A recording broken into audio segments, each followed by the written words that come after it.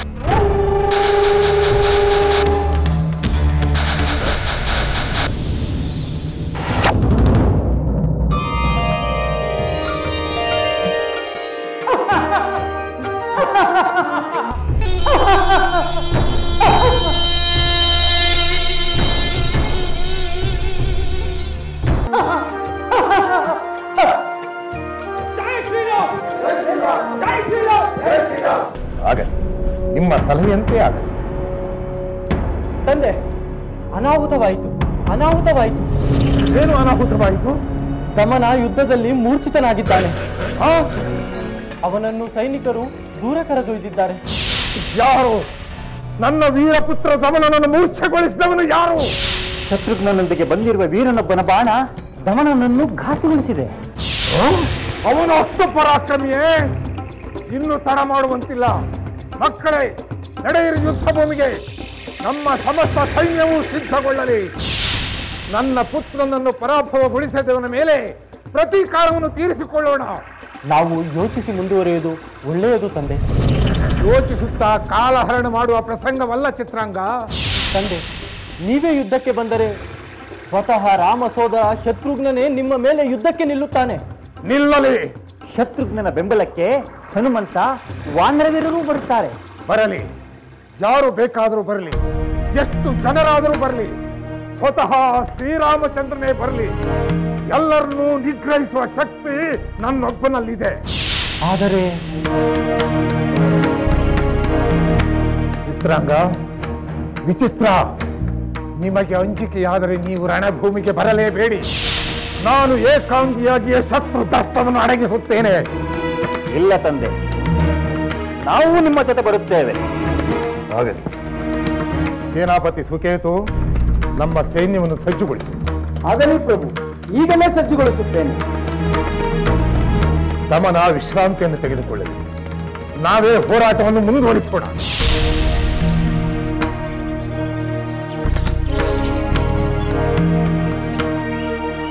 ಪ್ರಭು, ಅಮಾತ್ಯರೇ, ಏನು ವಾರ್ತೆ ಇದೆ? ಪ್ರಭು, ಸುಬಾಹು ಮಹಾರಾಜನೇ ಯುದ್ಧಕ್ಕೆ ಬರುತ್ತಿದ್ದಾನೆಂದು ನಮ್ಮ ದೂತರು ಸುದ್ದಿ ತಂದಿದ್ದಾರೆ. ಬರಲಿ. ತನ್ನ ಮಗ ಸೋತನೆಂದು ತಂದೆ ಯುದ್ಧಕ್ಕೆ ಬರುವುದು ಸಹಜವೇ ಅಲ್ಲವೇ? ಸುಬಾಹುವಿನ ಜೊತೆಗೆ ಅವನ ಇನ್ನಿಬ್ಬರು ಪುತ್ರರಾದ ವಿಚಿತ್ರ ಮತ್ತು ಚಿತ್ರಾಂಗರೂ ಬರುತ್ತಾರಂತೆ. ಬರಲಿ. ಅವರ ಜೊತೆ ಮೂರ್ಛೆ ಹೋದ ದಮನನೂ ಎಚ್ಚರಗೊಂಡು ಸೇರಿಕೊಳ್ಳಿ. ಆ ತಂದೆ ಮಕ್ಕಳಿಗೆ ನಮ್ಮ ಪರಾಕ್ರಮದ ರುಚಿ ತೋರಿಸೋಣ. ಆದರೆ ಪ್ರಭು, ನಿಮ್ಮ ಸಂದೇಹವೇನೋ ಮಾತು? ಪ್ರಭು, ಸುಬಾಹು ಅತ್ಯಂತ ಧರ್ಮನಿಷ್ಠ, ನೀತಿವಂತ, ಮಹಾ ಹರಿಭಕ್ತ, ಅತುಳ ಪರಾಕ್ರಮಿ. ಅಂದರೆ ನಮಗೆ ತಕ್ಕ ಎದುರಾಳಿಯೇ ದೊರೆತಂತಾಯಿತು. ವೀರರಾದವರು ವೀರರೊಂದಿಗೆ ಹೋರಾಡುವುದೇ ಸರಿಯಾದದ್ದು. ಈ ಕೂಡಲೇ ನಮ್ಮ ವೀರರೆಲ್ಲ ಯುದ್ಧ ಸನ್ನದ್ಧರಾಗಲಿ. ಹಾಗೆಯೇ ಆಗಲಿ ಪ್ರಭು. ಜೈ ಶ್ರೀರಾಮ್! ಜೈ ಶ್ರೀರಾಮ್!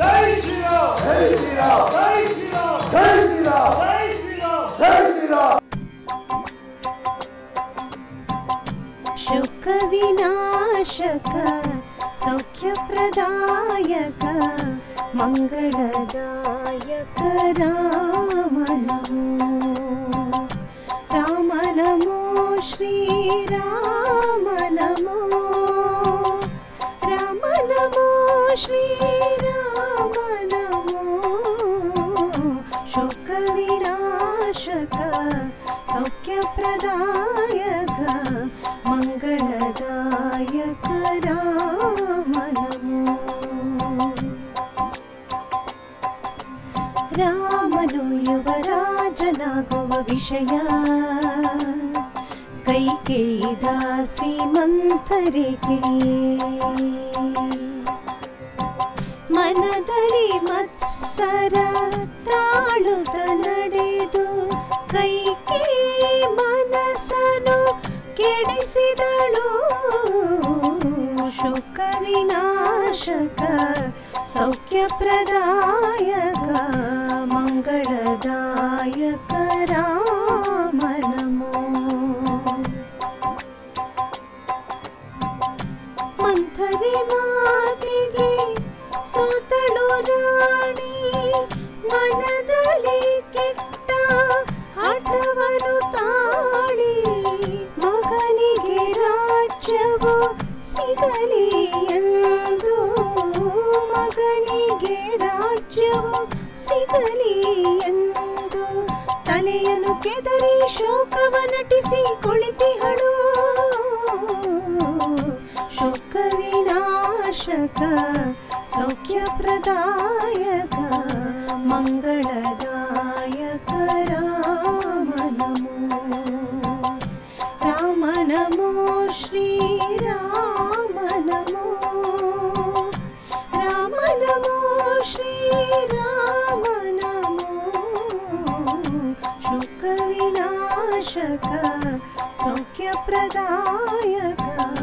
ಮಂಗಲದಾಯಕ ರಾಮನು.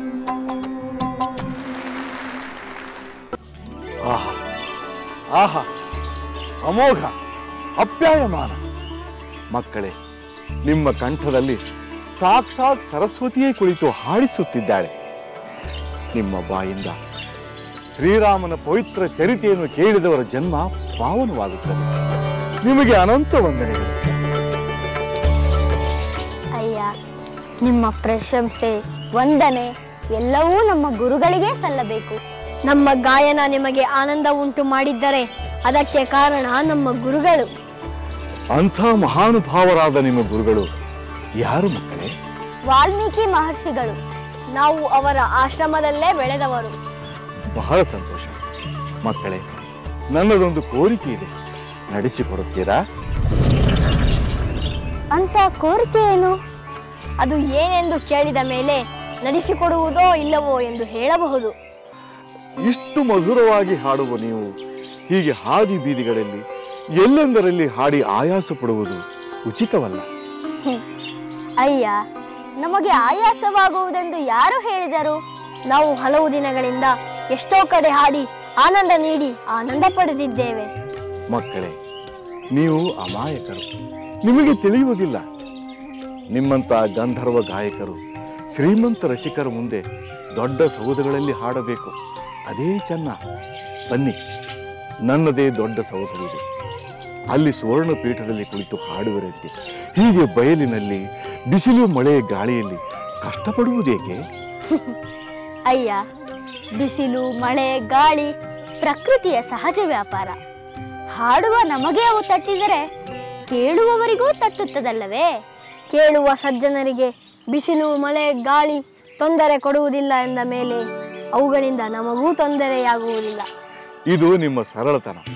ಆದರೆ ನೀವು ಗಣ್ಯ ರಸಿಕರ ಮುಂದೆ ಹಾಡುವುದೇ ಸರಿಯಾದದ್ದು. ನೀವು ನನ್ನ ಭವನದಲ್ಲಿ ಹಾಡಿದರೆ ನಾನು ಹಲವು ಶ್ರೀಮಂತರನ್ನು ಕರೆಸುತ್ತೇನೆ. ಅವರು ನಿಮ್ಮ ಗಂಧರ್ವ ಗಾಯನಕ್ಕೆ ಮೆಚ್ಚಿ ನಿಮಗೆ ಬೆಲೆ ಬಾಳುವ ಉಡುಗೊರೆಗಳ ಮಳೆಯನ್ನೇ ಸುರಿಸುತ್ತಾರೆ. ಕ್ಷಮಿಸಿ ಸ್ವಾಮಿ, ನಾವು ಯಾವ ಉಡುಗೊರೆಗಳನ್ನು ಸ್ವೀಕರಿಸುವುದಿಲ್ಲ. ಆಶ್ರಮವಾಸಿಗಳಾದ ನಮಗೆ ಬೆಲೆ ಬಾಳುವ ಉಡುಗೊರೆಗಳಿಂದೇನಾಗಬೇಕು? ನಮಗೆ ಯಾವ ಉಡುಗೊರೆಯ ಆಸೆಯೂ ಇಲ್ಲ. ಹೋಗಲಿ, ನಿಮಗೆ ಉಡುಗೊರೆಗಳು ಬೇಡವೆಂದರೆ ಬೇಡ. ಆದರೆ ನನ್ನ ಭವನಕ್ಕೆ ಬಂದು ಗಣ್ಯರ ಮುಂದೆ ಹಾಡಲು ನಿಮ್ಮ ಅಭ್ಯಂತರವೇನು? ಶ್ರೀರಾಮನ ಚರಿತೆಯನ್ನು ಭಕ್ತಿಯಿಂದ ಕೇಳುವ ಪ್ರತಿಯೊಬ್ಬರೂ ಗಣ್ಯರೇ, ಮಾನ್ಯರೇ. ಶ್ರೀರಾಮನ ಮಹಿಮೆಯನ್ನು ಕೇಳಿ ಆನಂದಿಸುವ ಜನ ಬೀದಿಯಲ್ಲಿದ್ದರೂ ಅರಮನೆಯಲ್ಲಿದ್ದರೂ ಒಂದೇ. ಅವರೆಲ್ಲರೂ ಶ್ರೀರಾಮ ಭಕ್ತರೇ. ನಾವು ಎಲ್ಲ ಕಡೆಯೂ ಹಾಡುತ್ತೇವೆ. ನಮ್ಮ ಗುರುಗಳ ಬಯಕೆಯಂತೆ ರಾಮಕಥೆಯನ್ನು ಎಲ್ಲ ಜನರ ಕಿವಿಗೆ ಹಾಕಬೇಕೆಂಬುದೇ ನಮ್ಮ ಧ್ಯೇಯ. ನಾವು ಯಾವ ದಾಕ್ಷಿಣ್ಯಕ್ಕೂ ಒಳಗಾಗುವವರಲ್ಲ. ಕ್ಷಮಿಸಿ, ನಾವು ಬರುತ್ತೇವೆ.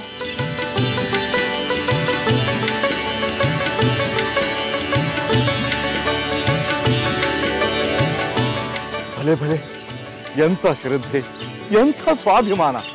ಗಣಿ, ಅವರು ನಿಮ್ಮ ಭವನಕ್ಕೆ ಬರುವುದಿಲ್ಲ ಎಂದು ಬಿಟ್ಟರಲ್ಲ?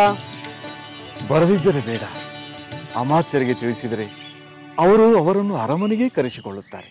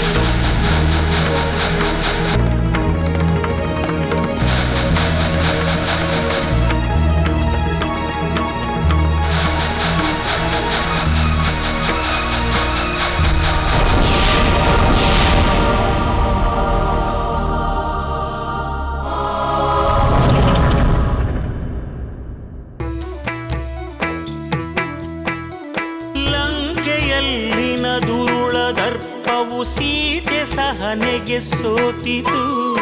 ಅಂತ್ಯ ಇರದ ಅಸುರ ಕುಲವು